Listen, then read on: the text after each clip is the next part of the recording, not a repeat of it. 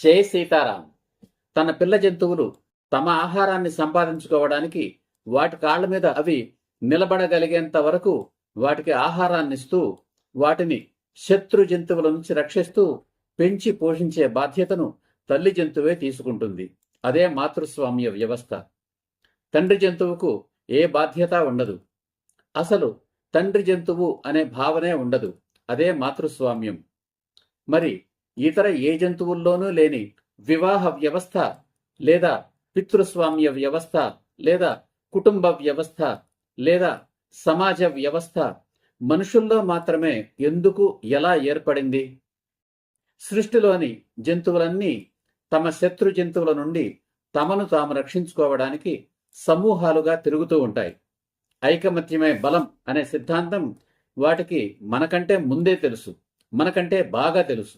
కేవలం మనిషి మాత్రమే ఇతర జంతువుల నుంచి కాక తన సాటి మనుషుల నుంచి తనను తాను రక్షించుకోవడానికి సమూహాలుగా లేదా సమాజాలుగా జీవించడం నేర్చుకున్నాడు. అందుకోసం తాను ఏర్పాటు చేసుకున్నదే వివాహ వ్యవస్థ లేదా కుటుంబ వ్యవస్థ, ఇంకా సమాజ వ్యవస్థ.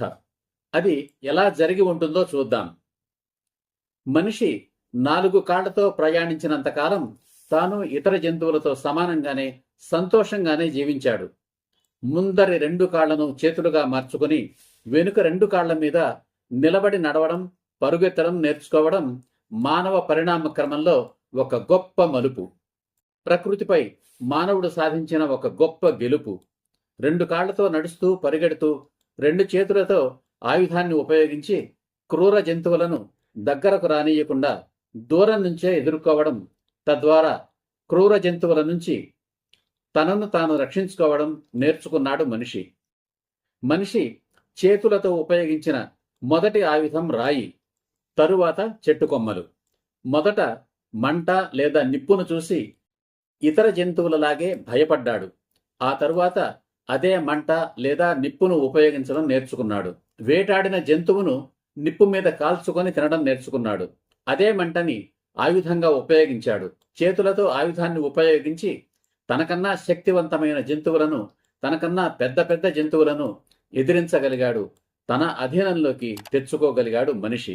కానీ మనిషికి తన సాటి మనిషి నుండి తనను తాను కాపాడుకోవడం సమస్యగా మారింది ఆనాడు. సమస్యగా మార్చుకున్నాడు. దేనికోసం? ఆహారం కోసమా? కాదు. జై హింద్, జై సీతారాం.